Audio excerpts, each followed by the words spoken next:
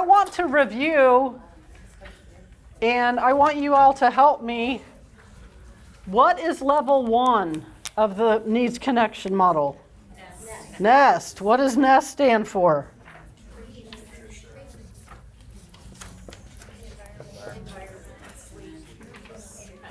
Good. All right. This side. What does NEST stand for? Yep. Excellent. What's the next? Okay. Next level was what? Trust. Nest is about survival. Trust is about what? Anybody starts with a C? Consistency. Yes. What's the third level? Nurture. And what is nurture about? Anybody remember that one? It also starts with a C.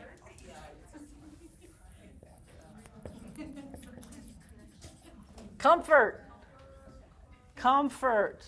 Nurture is like who comforted you, right? And then, kind of really quickly, last week, we did level 4, which was what? Do you guys remember that one? What? Time. Time and what? Play. Absolutely. And what is that one about? Communication? Nice job. How many of you, or did any of you, try to play with your kids this past week? How'd it go? We played. You played? Good. Good. How was it for you to just play? We went to them with more intention, so that was really cool. Nice. Good. Anybody else have an experience playing? The laughter is a little better than just saying that, so I would say playing with the cat and Barbies, that was good times. Nice. Nice. Okay, so we are now, can you guys believe we're at level, some of you are like, I hope she's gone by next week. This is like, woo, a long time. Today, empowerment. Okay? And the thing about empowerment is it's really kind of not like the other levels for a lot of reasons, hopefully, that we're gonna be able to talk about tonight. And the reason is the higher the quality of these first 4, the better you're going to be able to do this one. Do you remember me talking about the client that I had that before I kind of built the trust, that I was going, I believe in you, I believe you can do that. And she was like, I don't believe you. Doesn't matter. I'm not there yet.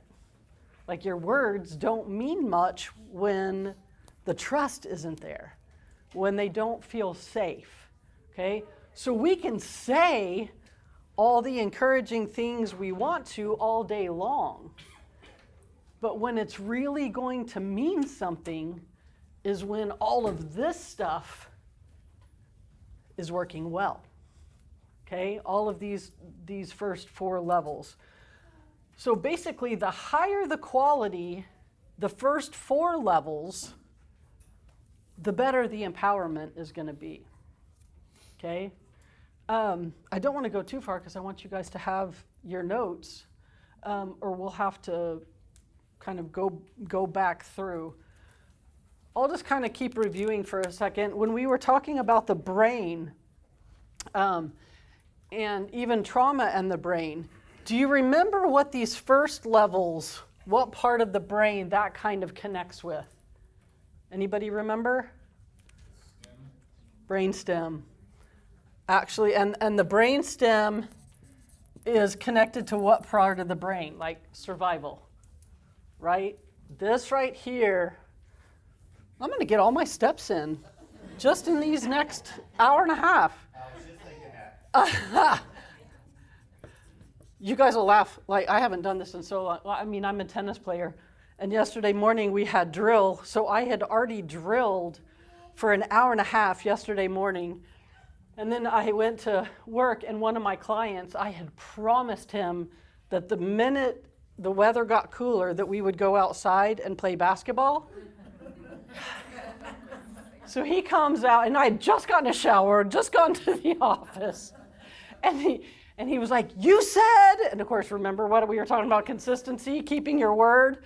And I was like, "Oh." And he gets the basketball, and so we walk all the way. There's a school right beside us, and we go to the basketball court, and I literally play 45 minutes of one-on-one basketball with this 10-year-old. And so I go back into the office to have my parent feedback time, and I'm sitting in my chair, and I'm just sweating. And I was like, I think this is the first time ever that I've had a parent feedback where I'm like wiping sweat off of my face. So I got my steps in yesterday too. Okay, so yeah, nest and trust, those first two levels are all about survival, are in the brainstem. They're like naturally happening behaviors, okay? So if we can think of when they are in this mode, they can't help a lot of their responses. It is a survival mode instinct, okay? And then nurture and time and play are more, remember that middle, the limbic system. And that's where like connection is, relationship, memory, attachment, emotions, all of that, right? And this is the part of connection that the brain is going on here. So it's a little higher functioning, right? This brainstem is developed when? At birth. Fully developed. Already going. Limbic system is developing and working, up until childhood. Farther in there, the more emotional regulation can happen, okay? So now we have finally graduated to the top two, and these two are the prefrontal cortex.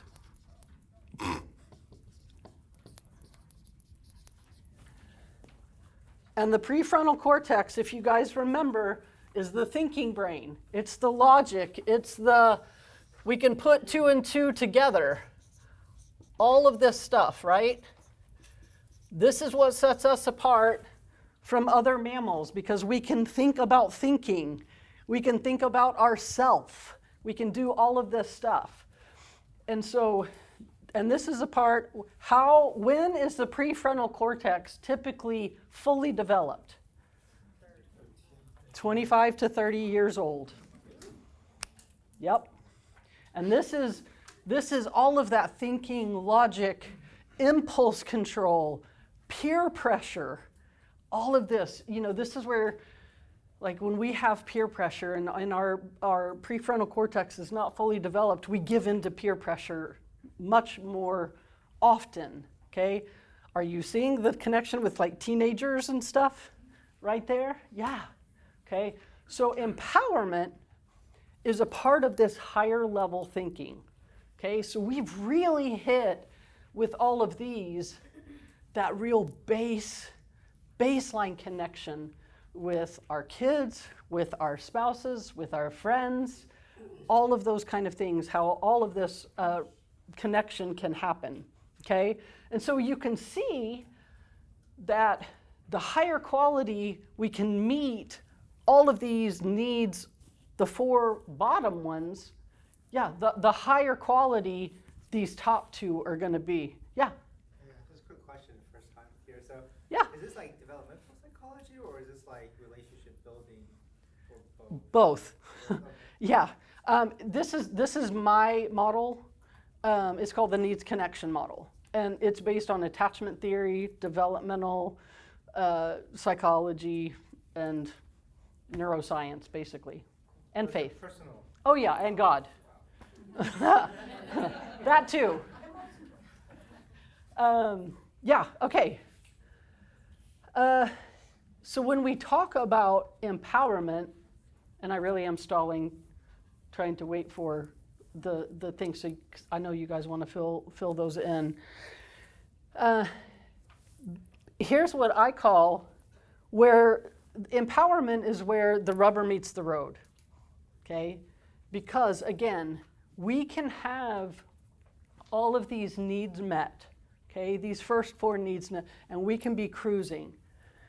But when you hear like the description of empowerment, you're going to see that if empowerment, all of these needs can be met. And you know, there's a person that gets all of this met, but if they don't have somebody saying, I believe in you, you can do this, I'm going to push you, I'm going to challenge you, I'm going to make you step out of that comfort zone for a little bit so you can see what you're capable of, even and when you fall, we're going to struggle as people, and truly as people of God, right? Because I think this is where God kind of goes, okay, you've got all this, now we're really going to cruise. Now I'm going to show you what I can do, okay? So this is truly where I say this is where the rubber meets the road. This is where, yeah? Do you have a C word for the empowerment? You have C words for all the others below, right? Yeah, that was pretty clever of me, wasn't it, up until this point? Empowerment, let me think. Empowerment is about capability. Okay? Thanks for putting me on the spot there. Appreciate that. Okay. I want to ask you this, and maybe this is something you've never thought of before, maybe you have. How much control do children have? Either. Name something that children have control over.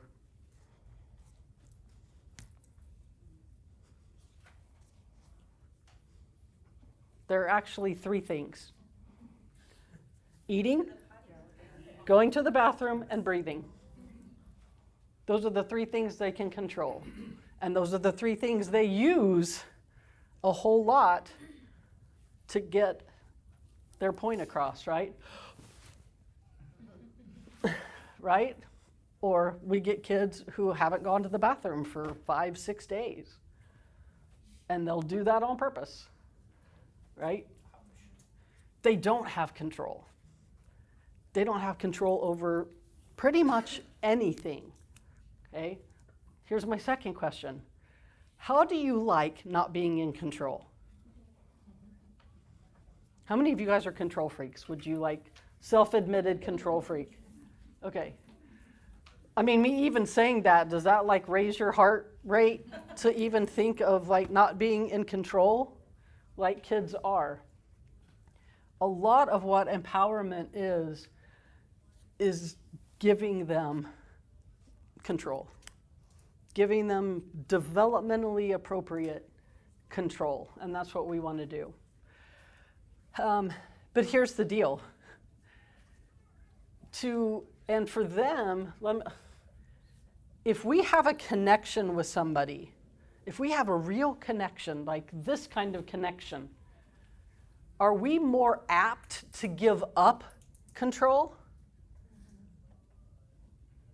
If we don't have this kind of connection, how apt are we to give up? She's going, ain't no way.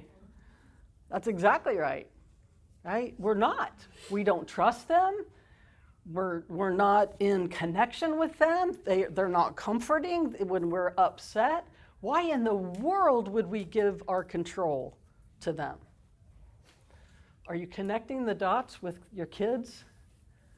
And sometimes what's happening is you're needing them to give up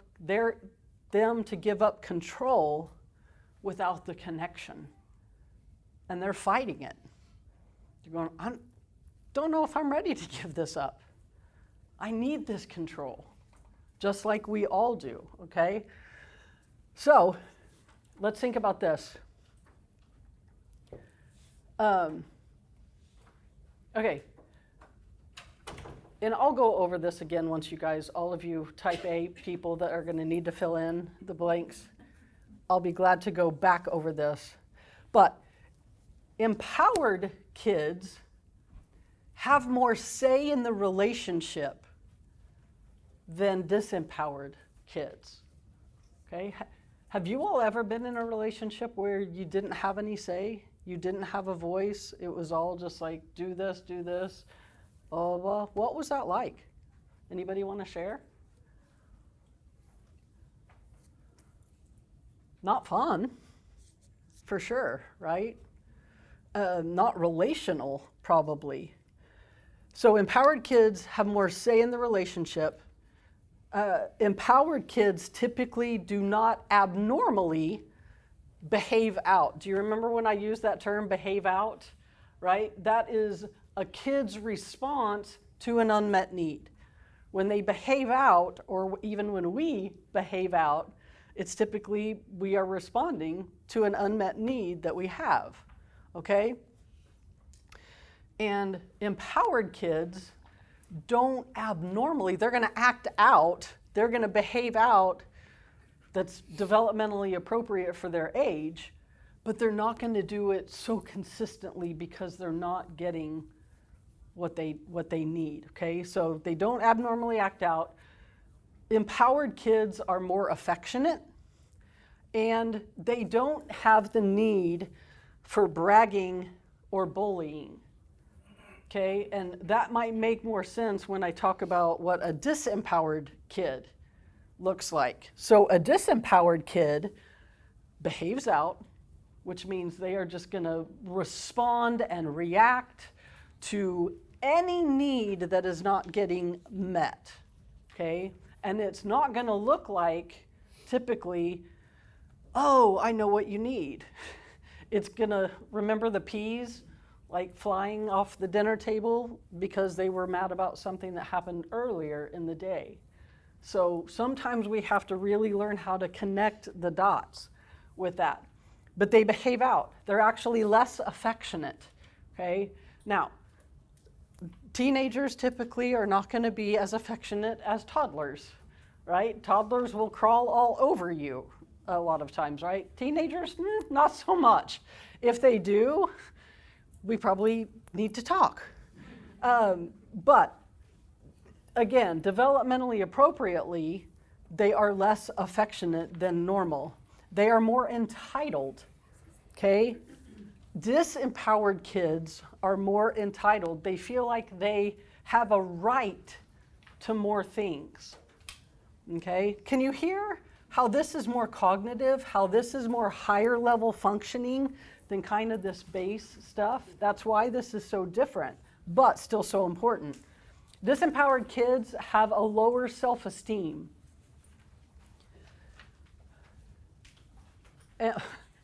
Who knows the difference between intrinsic and extrinsic motivation? Kelly? Go for it. Intrinsic is when you're motivated by just something that you are motivated to do because you enjoy it or you're good at it or whatever. Extrinsic is another force telling you what to do. There you go. Intrinsic motivation is something that you are motivated to do because of something internally in you. It just makes you happy. It fills you up. It's all of those things internally. Extrinsic motivation is that thing that you have to get from somebody else to be motivated to do that, okay? We, empowered kids, have intrinsic motivation. And we're gonna go over, you'll see in your handouts, thank you, Kelly, so much, I am so sorry. Intrinsic motivation is what happens in empowered kids, okay? Okay, I want to talk about scaffolding. because I think this is super, super important. Empowerment is like scaffolding, okay? And if you think about scaffolding on a building, if they're doing the whole building, and it has to be, would that be the right word, scaffold? Anybody know, is that the right word? Okay, so it has to be scaffold all the way up to the top because the whole thing is going to be built, okay? So the scaffolding is all the way up. That is what empowerment looks like in the beginning, okay? You are going to be there for every little thing. The whole thing is kind of encircled, and we're helping the whole building stay up there, okay? Stay with me because I hope this will help. Once the top is built, okay, because the scaffolding is all the way at the top, and they work on the top, and it gets built, then what happens? They take some of the scaffolding down, right? Because the top is built, it's now sturdy, it's built the way it's supposed to be built, so the scaffolding comes down a little. And then they work on that part, okay? And then what happens? That part gets built, that part gets sturdy, that foundation is okay, and the scaffolding goes down again, all the way until the whole building is built and its structure is sound and the scaffolding can go away, okay? That is what empowerment looks like. That's what we want to do. We're going to talk about the difference between praise and encouragement, because one is going to give you extrinsic motivation, which we don't really want for our kids, and one is going to give us the intrinsic motivation. Both of them will scaffold, but the praise, the scaffolding stays up, or the building's going to crumble. With encouragement, the scaffolding gets to come down because the building has built up. Does that analogy fit? Does that make sense to you all? Okay. So that's kind of an overview of what empowerment is, like hopefully from an image or visual point of view. As a new therapist, way back then, 30-something years ago, one of the things they trained us to do as play therapists was to say, we had to just sit back. If we saw a child struggling with something, they couldn't open it, or they couldn't figure out how the toy worked or whatever, what's our normal response? We just want to jump up and go fix it and do it for them, right? And I mean, we got trained over and over again. Nope, sit, stay, don't jump, don't go rescue them. And here's what I want you to write down, because I want you to remember this phrase, because I want you to start using it. We had to learn how to say, I'm here if you need help.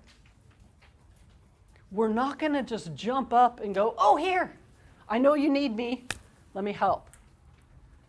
We're going to sit, and we're going to just go, I'm here if you need help.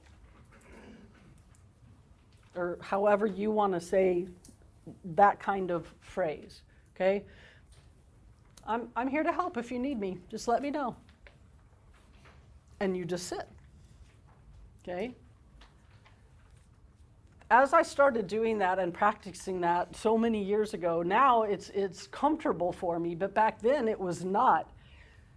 But what I started realizing was if I sat back and said that and didn't immediately go rescue them, guess what typically happened with these kids?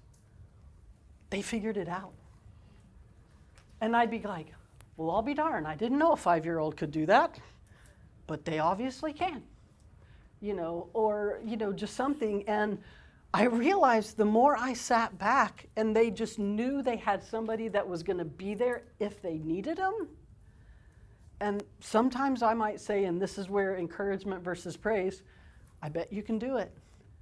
I bet you can give it a try. But I'm here if you need help. Okay?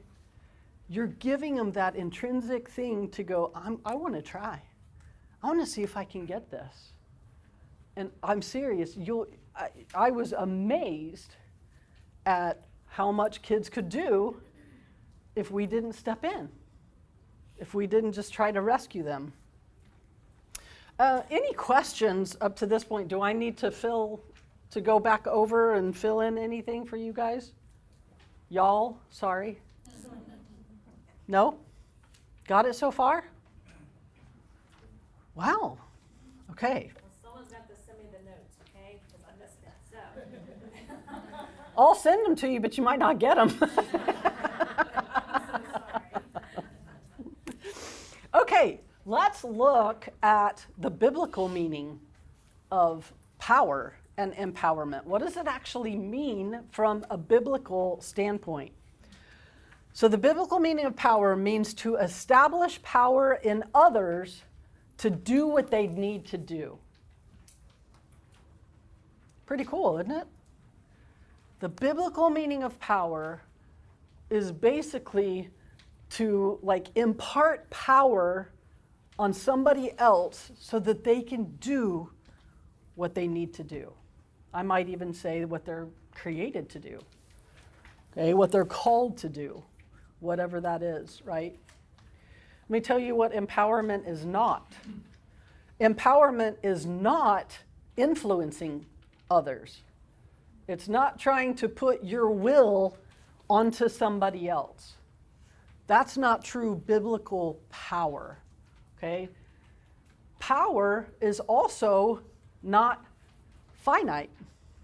What do you think I mean by that? Anybody? I know it's late. Talking philosophical and... Huh? It's not finite, It's infinite. Yep. Meaning, because I give you power doesn't take less of mine. Okay? Power is not finite. There's not this, okay, I only have so much, so I can't give this to you because then I'll lose some of mine.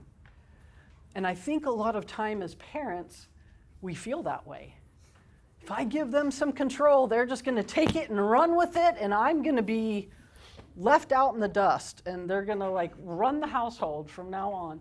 Did you have a question? I was just wondering, when you say that the power is not influencing others, so if you have preteenish kids who are hearing these things out here, is that by us telling them what our thoughts are biblically, is that trying to influence them, or is that teaching them?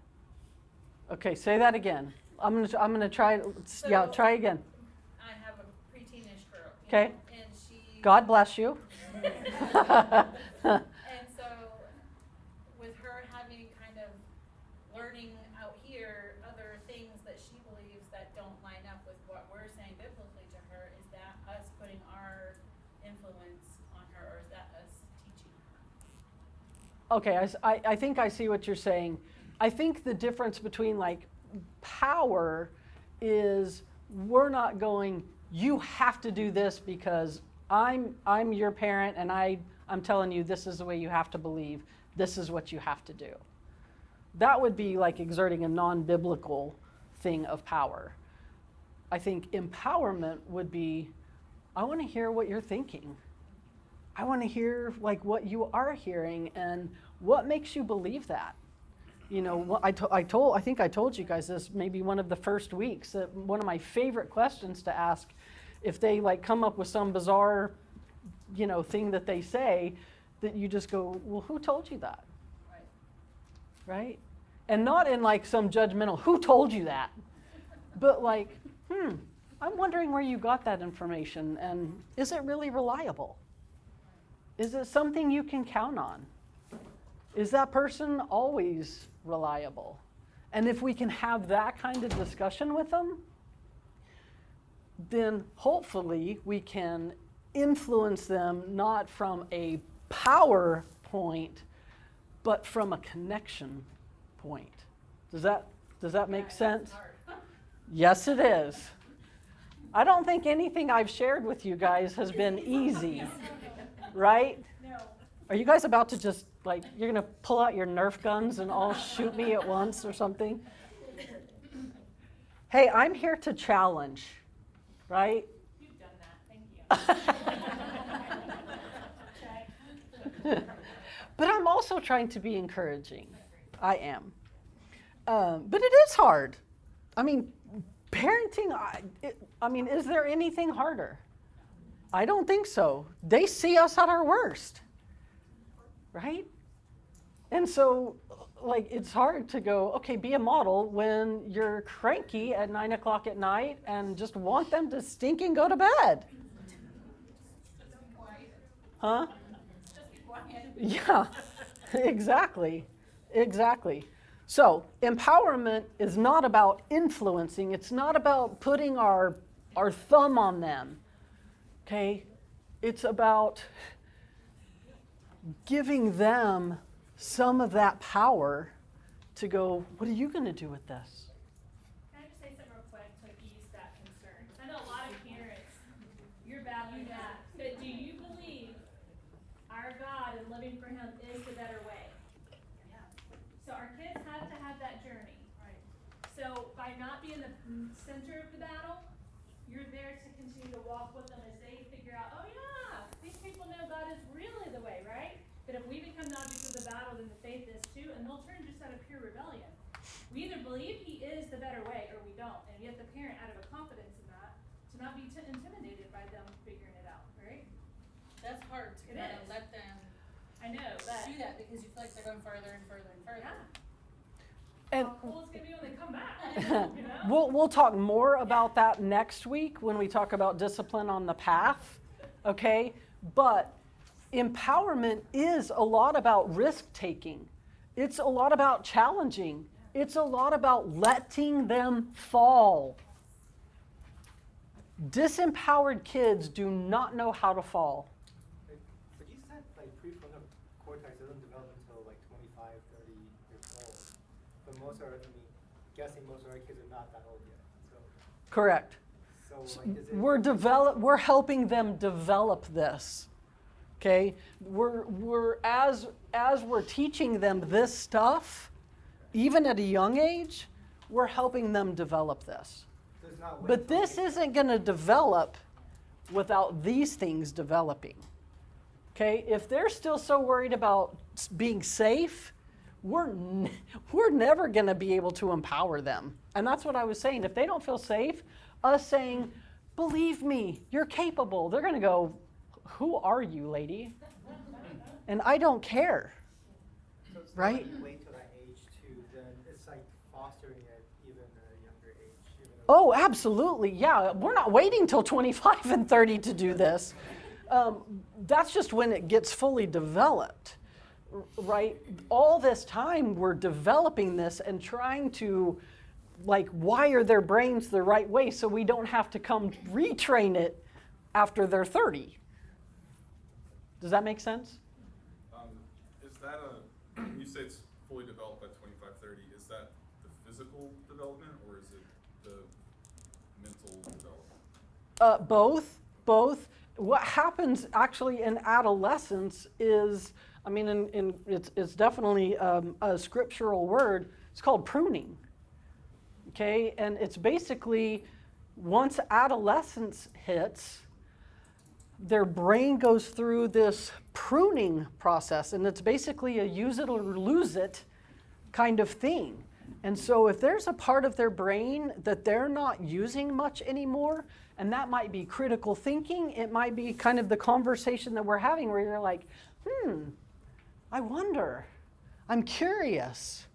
And we're not just going, you need to go do that. Because that doesn't take a whole lot of thinking, does it? That's just like, okay, I'll just go do whatever they tell me to do. And there's nothing going on in the brain to activate new stuff. Okay?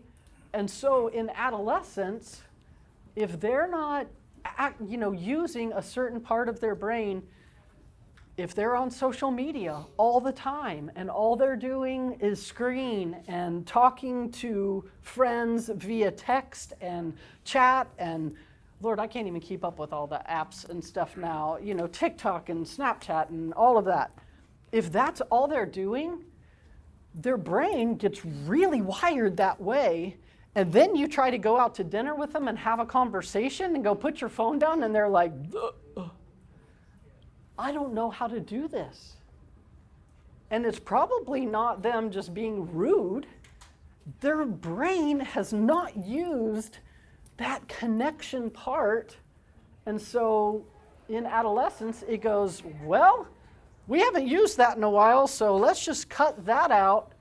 And this part is where all the energy is, so we're just going to put all the wires going that way. Obviously, that's a very simplified version, but I think you get the point, okay? So the more we can activate all of these different things going on. I mean, the brain is so amazing. You know, there's the sensory part and the vision part and the creative part and the imagination part and the logical part. And again, if they're only using one or two parts, the rest are going to get pruned. And it's going to take a lot to get that regenerated again. Okay? So, our parenting power comes from God, right? And there's a difference, though, if we have the mindset of, okay, God's made me in charge, I have the power, right? There's a difference between authoritative and authoritarian power. Authoritative is the one we want. Authoritative means we're flexible, that we're able to go, okay, I'll think about it. And we're not the parent who needs control all the time, even though if we actually thought about it, what they're asking for, it's not such a bad idea. It's doable, but because we're so inflexible, we're just like sticking to our guns. And we are digging our heels in and we're saying, I said no. Right? If we are that inflexible, we become what's called an authoritarian parent. The dictatorship, right? You do as I say because I told you so. Okay?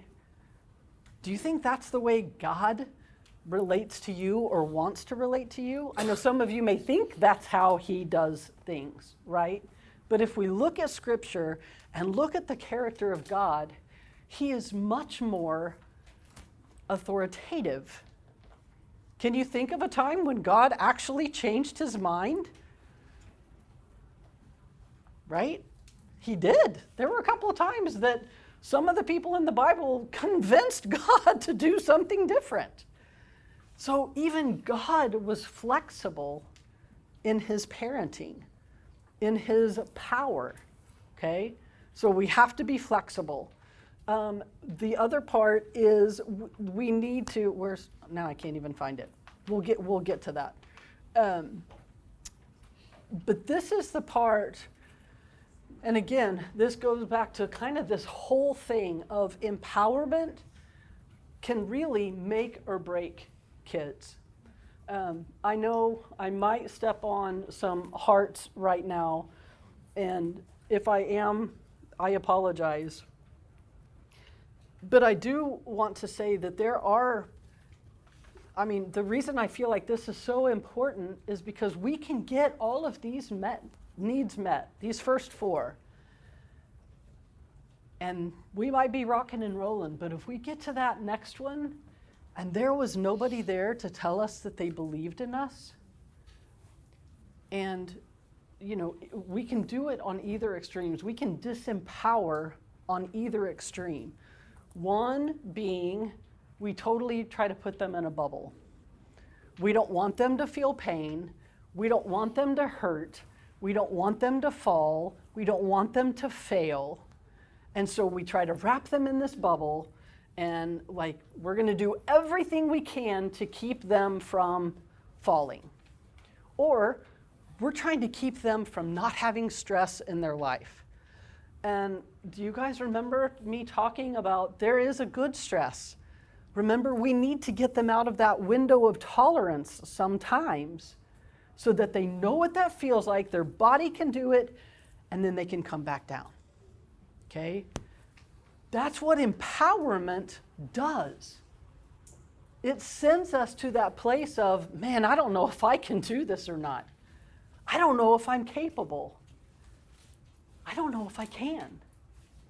And if there's nobody there that says, I've got your back, I've got you.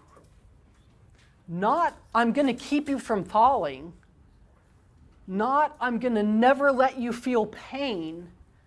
But to go, when you fall, I'm going to be there. And I'm going to pick you up. And it's going to be okay.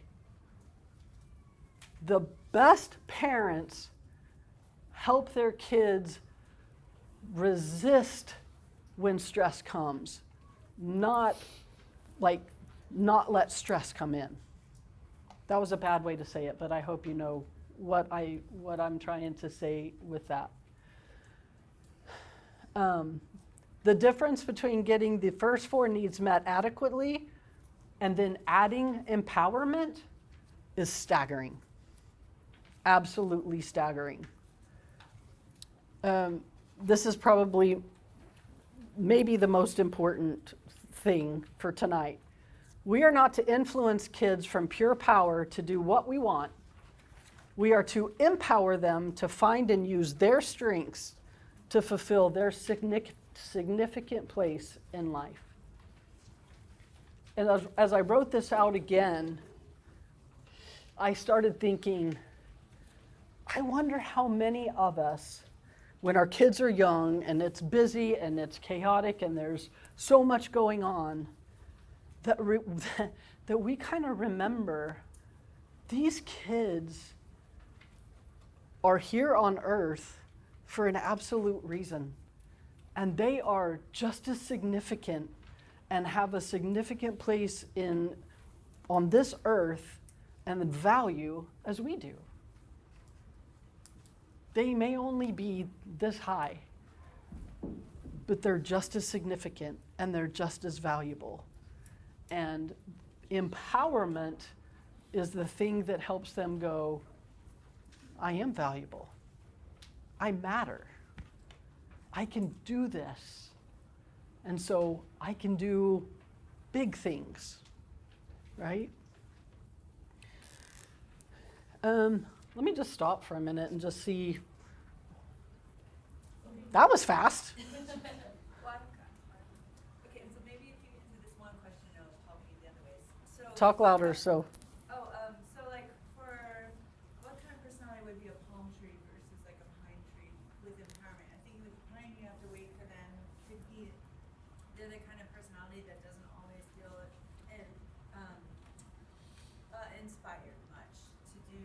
But they're not inspired by like a lot of like they might have 1 or 2 things that they're really into. It probably might be like Nintendo or something like that, but they're really into that one thing. So what would empowerment look for that person?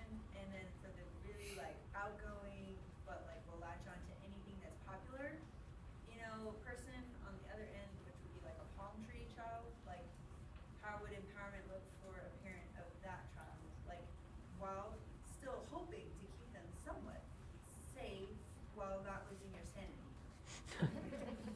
Yeah, absolutely. Yeah. Do you? So how does temperament come into empowerment? It looks different based on, palm tree is like an I on the disc.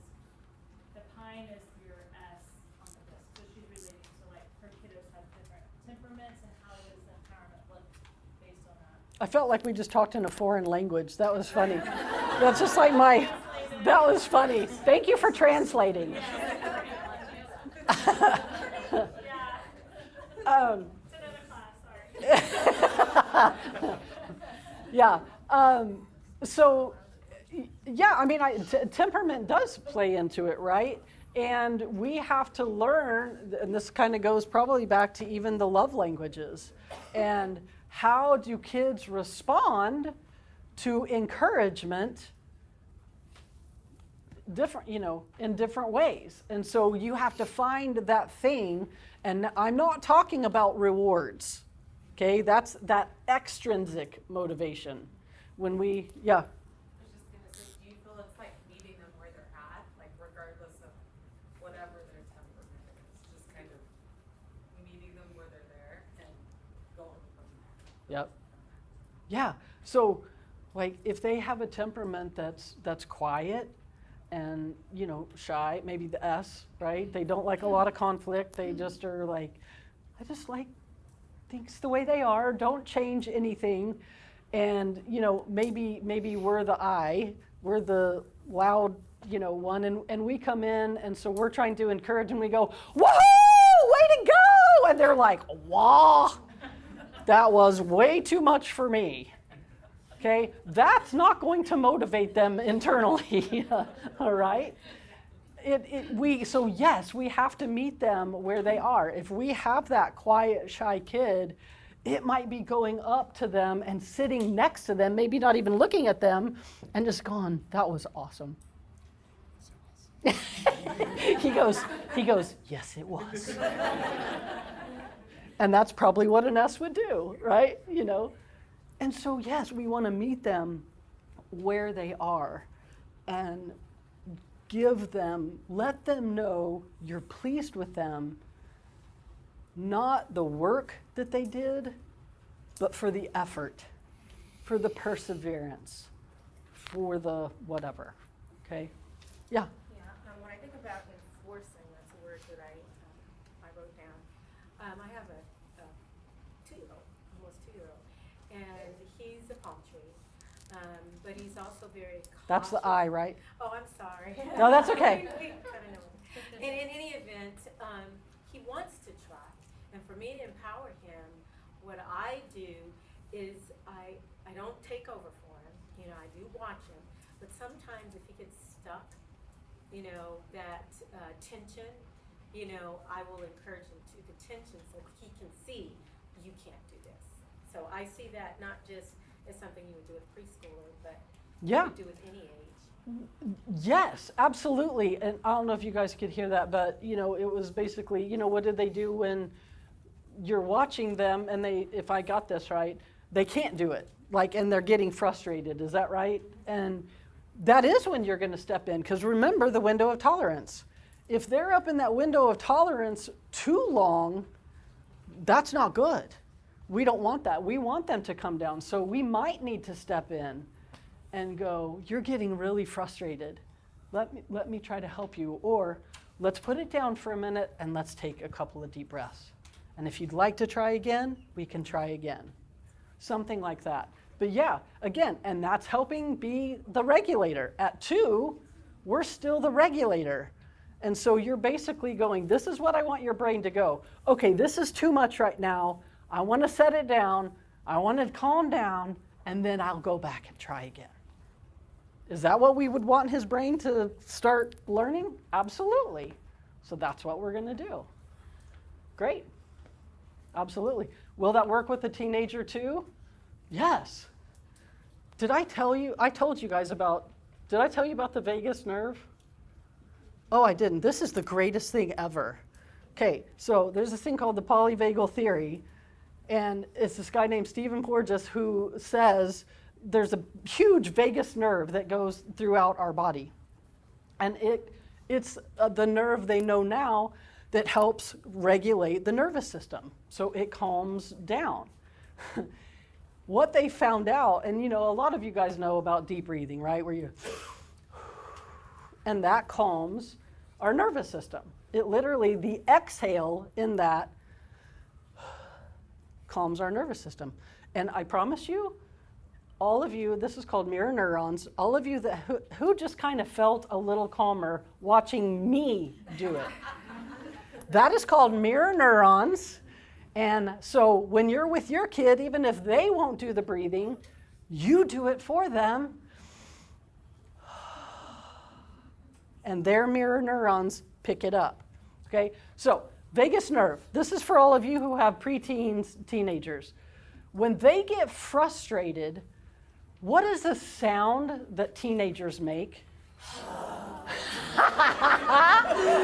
Oh my gosh. That was almost in unison. That was hilarious. And that was so not planned. That was awesome. That is exactly right.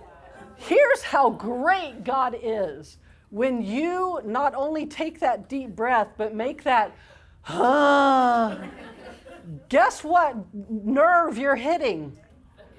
The vagus nerve. Teenagers have this beautiful, innate way of calming their own bodies down by going, So next time they do that, you don't have to get annoyed. You can just start dying laughing and going, way to calm yourself down. And they're going to go, what the heck are you talking about? Right? So it really is true. Get in your car and just go, and it will work. That is no joke. That is no joke. Okay. Where are we? Okay, I did talk about being flexible. Remember when I said that? We also need to give them reasons why. Yes? So kind of going back to the external motivation Mhm. and internal motivation. Mm-hmm. So we're not encouraged to give them reward for things they do because we don't want to give them external motivation, right? Is there a place for reward? Sure. Because I feel Absolutely. Like there's no way I can care without using that tactic. Is there a place for rewards, like external motivation? Of course there is. We don't want it to be everything, though, right? We want to really, I'm not even going to say balance, because I don't really even want it balanced. I want some rewards, right, for maybe some really hard things that they have to do, that they master, that they persevere in. But again, you're not going to reward them for going, that was like, you made that goal, you won, great job, you're getting a reward. That's praise, and that's basically judgment. You're going, I'm judging you, and I'm saying you did well. In other words, you were a good boy. Okay? In essence, that's what you're saying. And we don't want them to think they're either good or bad based on their behavior, right? And I hope you've learned one thing in here, that behavior is not connected to their character. Behavior are responses to unmet needs, okay? And so I hear so much, especially when they come home from school. Or they say I had a bad day, which to them says what? I am bad. They can't decipher in their brains yet, I had a bad day, or I made a bad choice, with I'm bad. Okay? They just, it's too abstract for them. Okay? And so instead of praising them and going, you did great, you were good, this is so funny. Like my ex, the kids would get out of the car and he would tease them. This is like in high school, and they were always so embarrassed. He would like roll down the window and go, make a good choice, and they were just like, oh my gosh. We don't want to say things like that. We don't want to say things like, be a good boy today. Right? What in the world? I bet if I asked you guys to write down your definition of good, how many different definitions of good would we have in here? A lot. We don't have the same definition, and so what they think is good might be, I only kicked the boy 5 times today. And we're like, well, that's not really what I meant. But I kicked him 6 yesterday, so I was good. Right? Yes. Make wise choices. I mean, I'm not saying we can't say that, but I want you to get used to thinking, remember kind of the more critical thinking. If we just say make this choice or this choice, there's not much thinking in that, right? But if we say, if you make this choice, what do you think might happen? And then they tell you, and you're like, okay, yeah, maybe. And if you make this choice, what might happen? And then they tell you. And then you can say, so let's talk about this. Which one do you want to happen? So then, which choice might be better for you? Do you hear all the control in that? Instead of you going, you need to make this choice. When I think of saying make wise choices, I'm inflicting to my child to do just that. So then on the other end, how do you go? You know what I'm saying? But to make them think when they're doing things. It's like you have to think. Okay, so about what can you're I gonna can do. I challenge you just a minute? Please. So if we say make a good choice, if we tell our kid make a good choice, what kind of pressure does that put on them? Well, I said And- wise choice, not good choice. Either one. Either one. Make a wise choice. And if somebody tells me that, I'm like, oh Lord, I hope I make the right choice. Right? I hope I'm wise enough to make the wise choice. And it might stress me out. And then if I don't make the good choice or the wise choice, what happens? If we get in trouble, if we have to go to timeout, if we get shamed, if we get whatever, then we learn the next time they say make a wise choice, how much more is my stress level going to go up? Well, Becky, isn't it different based on how you treat them once they make the choice? Correct. That was my On point. the other end. That's my point, is if they don't make a wise choice and you come back and go, I told you, or, okay, you're in timeout. I told you to make the wise choice and you didn't. See what happens? Blah, blah. So if I hear you saying you broke it down to a particular issue that kiddo needed to maybe pre-think before they went to school. Here's your options, which one will work for you versus this generic all day long make wise choices. Am I correct? Yeah, Not saying and don't talk about it, that it's too much to put the whole blanket. I was on. about to say, to make vague statements like be good at school. Yeah. Oh, I holy see what cow. you're saying. Yeah. Like if my kid's having one particular issue of distracting friends in class, we can talk about, don't laugh, it's a real deal. Right? Like he sits by himself in the classroom a lot. He's a talker, so when are we gonna, anyway, so, right? But that's something we do problem solve and, Absolutely. Absolutely. And that's where you can have that conversation of, well, if you do talk a lot to your friends, what typically happens to you? I have to go sit by myself. Do you like that? Is that the part you enjoy, or do you like sitting with your friends? Oh, I like sitting with my friends. Then what will keep you sitting with your friends? Not talking so much. So what can we do? Because I know that's really hard for you. And we have that conversation and we help build their skills to do that. Okay? Yeah. So whether it be good or wise, however you want to word it, if Right. there's a set definition that your family has for these things, and the expectations of being, a good student or a good friend, and they understand that definition, would it not be empowerment for if they know to say, hey, let's do good in this situation, let's do good in these things, make a good choice, because I'm giving you the choice now to go and do what you need to do for your teacher, for your friends. Is that not empowerment? It is. I would really hesitate that kids can all agree on what good is. Remember how we were kind of talking, was that last week or the week before, when we were like saying, if we say, no, I said no, and they're like, no, you didn't, you said maybe, or whatever, that's where I feel like, ooh, it can get really hard. I mean, if they absolutely are clear cut on what good means, and if be a good student means getting straight A's, and it's that clear, then yeah.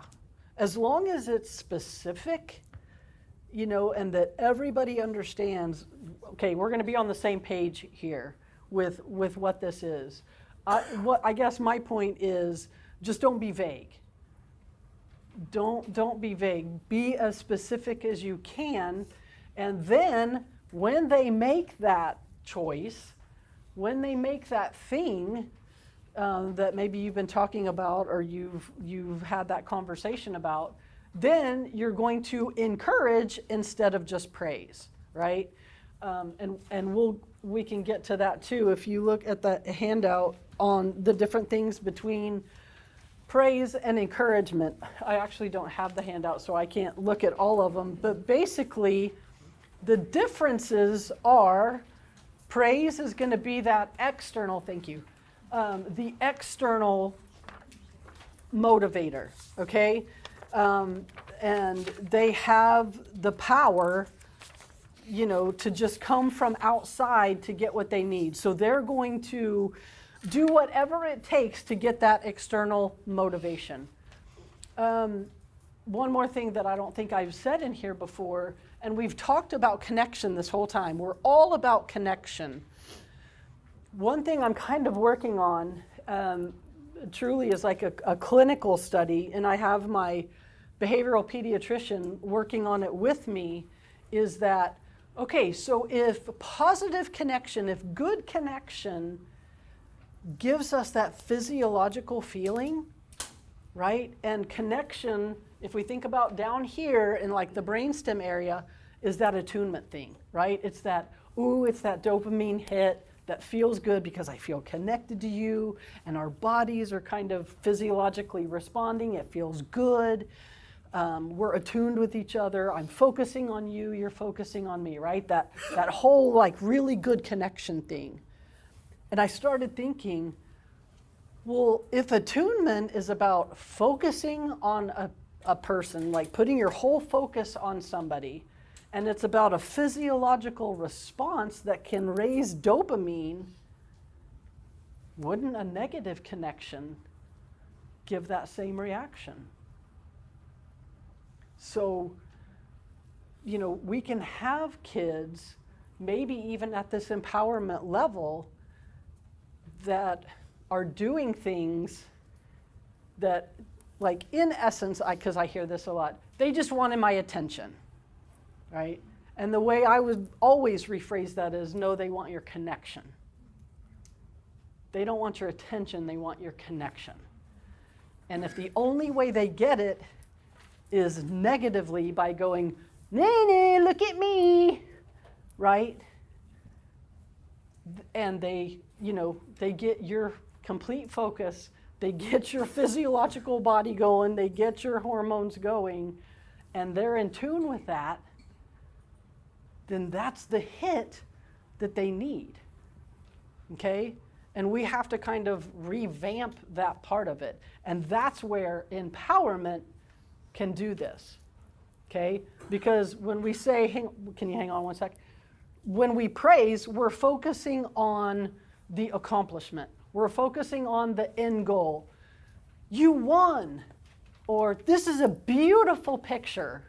Great job, okay? As trained play therapists, we cannot say that. It's a judgment. We're making a judgment about their picture, okay? Instead, we try to use encouragement, because we don't want them to develop a dependency on us as they're drawing to go, do you think this is good? Do you like it? We don't want that. So I'll sit there and they're working hard, and I'll just go, God, you are working so hard on that. You are using so many colors. Wow. I love how, like, you are sticking with it. Even though you're getting frustrated and you got out of the lines, you're sticking with it. Way to go. That's the difference between praise and encouragement. Encouragement will develop that inward tenacity that we want our kids to have. Okay?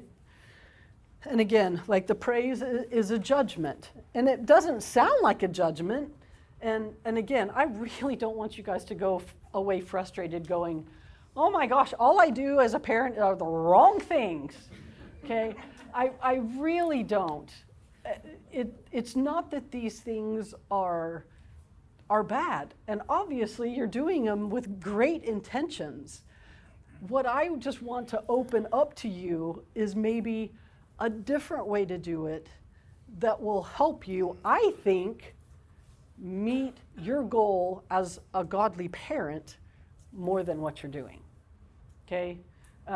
My role, I think, as a counselor and as a parent trainer is to go, okay, you said you want this goal, but the methods that you're using are taking you here.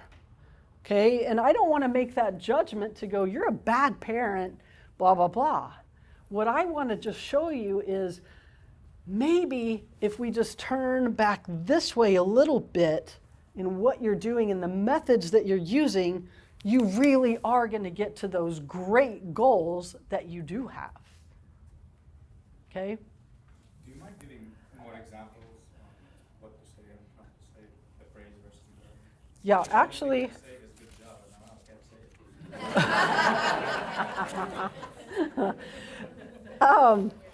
Yeah, there are a few more on the how to empower, and I can give you some more if you want to. I think I don't have it on here, but yeah, if you guys want to like give me a scenario of something your kid does, I'll try to come up with an encouraging statement versus a praise statement. What about just in sports in general? I mean, I'm calling out, you got this, you can do this, and I mean. That's empowerment. I believe in you. That's great. It's going, way to go, you won. I'm so proud of you. Instead of, I bet you are so proud of yourself for how you played today. Right? There's a huge difference in that. First one was, we're putting the value on winning. We're putting the value on what they did. Okay? The kind of the works. Versus in the encouragement, we can go, man, I noticed out there you were getting tired, but you hung in there.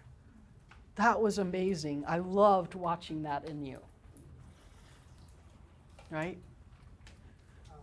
Just kind of still a question on this. So is a point like you have a secure home and then you have this like relationship with them and then you help them think through these choices, more of guidance instead of telling them to do? Yes. More guidance than telling them what to do. Absolutely. That's next week's lesson. Right there in a nutshell. You guys still have to come back.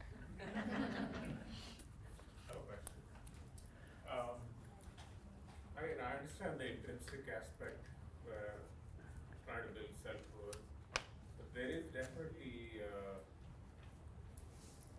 place for extrinsic, primarily from who you get, right? As an example, you have the other development impact where you have kids who have grown into adults, they're like, they never heard from their parents, I'm proud of you, like, that statement. And in fact, even God's, in some ways, the ultimate end goal is God's praise, which is extrinsic, as in, you could say that God is in us, but that's still extrinsic. So I am so glad you said that. Yes, there are absolutely times for an extrinsic, and hearing a parent say, I'm so proud of you, is a great thing. I guess my point is, let's make even that extrinsic thing tied to not a judgment, but an encouragement. I'm so proud of you because you hung in there, not because you made the winning goal. Does that make sense? And so, yes, we can use that extrinsic motivation, but we're still going to try to do it from not, you had to earn this to get my pride, yeah, I see but I see these amazing things in you. That's what pleases me. Does that sound like God? Right? Yes. Alright, I know we're talking about discipline next week. But in Oh, you're going to be the one. I am. that- Mainly the last few days have been rough. You watch The Chosen, so I'll let you get away with it. So I do think that some of the tools, especially I can tell you're really frustrated. That's taken a ton of a lot of tantrums out. We're really not experiencing a lot of tantrums, so I think that's a win. Wow. However, Oh, sorry, I said that too fast. she's really switched up and just been rude and disrespectful. And in the moment, especially when I'm with other people, I just don't know, did I miss one of the four? Do we need to talk about some choices of how we can handle things different? And I do try to tell her, hey, I also have feelings and I am still your parent and there is still a standard, right? But I don't know how to handle that with what you're talking about with the empowerment and power, and yet stand there and be completely, in my opinion, belittled by a 7-year-old. Right. And I don't say she's a D. Her kiddo, I know her. She's a D. Okay. Well, then we're kindred spirits because I am too. I'm a high D. And so some of you are going, no duh, right? But like the first thing that I thought of, one is Scripture does not tell children to respect their parents. It says to honor them. Okay? And so my first thought is, if like to have a child like that, after the fact, not right then, right? Because everybody's too hyped up. She's flipped her lid, obviously. She's not thinking straight to talk to you like that. When they calm down, maybe in the car or whatever, when it gets calm, I might go up to her and say, you know, with what you said to me in front of those people, it made me feel blank, whatever the word you want to use. And I'm wondering if there was something that I did that didn't earn your respect. And if you need to put it in a more 7-year-old language, whatever that is for her, you can, and you kind of turn it around. And again, it's giving them that control back, that you're not just going, don't talk to me like that, okay? Something happened, and I'm not saying it's you, but something went on in her to like set that off, okay? And all I'm trying to do is for you set the stage to say, was it something, you know, was there something that you needed? Was there something I could have done differently so that you don't talk to me like that? I'm wondering what happened that you felt the need to talk to me like that, because that made me feel blah. I don't know, how does that fit? How do you think that would work? I feel like if it makes a difference, I'm fine with that. Well, none of these things are going to be the magic, like one time you do it and everything is changed. Is there something really embarrassing about a child? And this is my... I couldn't agree more. That is horrible. Back talking their parents, and then the parents standing there, and Yeah. I know this, I'm looking completely incompetent, and I- that's my own judgment on myself. But Right. I do. I didn't raise my other two and let them talk to me like that. This Right. last one has thrown me for a loop. Yep. No, I totally get that. And no, it's not fun to be belittled like that by someone half your size, right? No, I get that. But what I'm trying to say is if we can, again, kind of go into their world, communicate, and not go, you did this, you need to be like this to me, because like if somebody does that to us, well, I'm a D, you're a D, what are we going to do? You're not going to tell me what to do. So her daughter is a D. Okay, so even more for going, I just want to, like, what's going on? How can we help each other here? What can we do? Let's try to problem solve this, because that didn't feel good to me. Obviously, there was something that didn't feel good to you. What do you need? That was just like my first thought. I'll be mulling that over and probably say more next week. I might be the only one on this little island here, but I'm not sure what the D's and the S's are. No, you're not. And It's the DISC, personality assessment. so I'm having a hard time wrapping my head around what I feel turning power over to like my 10-year-old or I got a 15-year-old daughter too. I don't know. That's a whole nother level, but you know, Yeah. I don't. I'm having a hard time wrapping my head around. Thank you for sharing that. I love the honesty. I really do. I want to say this last little bit, and then maybe think about it. Okay. Okay, will you do that? And we'll converse next week, assuming you'll come back. I'm gonna come back. My fiance, she'll be here, and she can probably respond. She has a hard time level with the 10-year-old too. Okay, fair enough. Fair enough. Let me kind of wrap this up, and again, I'll stay after if you guys have specific questions. But Christ was the perfect example of empowerment. And let me share my reasons why I say that. Would we all agree that God is like all powerful? He has all the power, not just in the world, but like just all the power, right? We can't even comprehend his powerfulness, okay? Yet he loved us so much, and because of sin, we became not powerful, right? There was nothing we could do. And so he took what he loved most, which a lot of us is that control, that power, and he sent him to us to live inside of us, as in the Holy Spirit, and that is our power. That's what Scripture says it is, right? It is the power within us, the same power that resurrected Christ, that lives in us. God gave us that power through Christ. That is the epitome of empowerment. When we can sacrifice this power that we want to hold on to, this control. And God could have very well done that, could he not? Well, you guys messed up. Now you are under my control, and you are going to do what I say the way I say it. And he could have, but he didn't.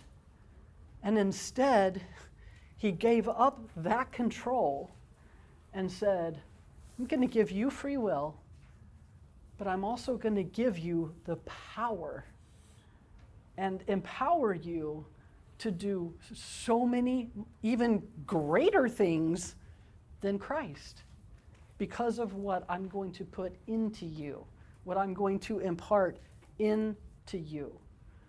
He still wants us to obey, so discipline is still there.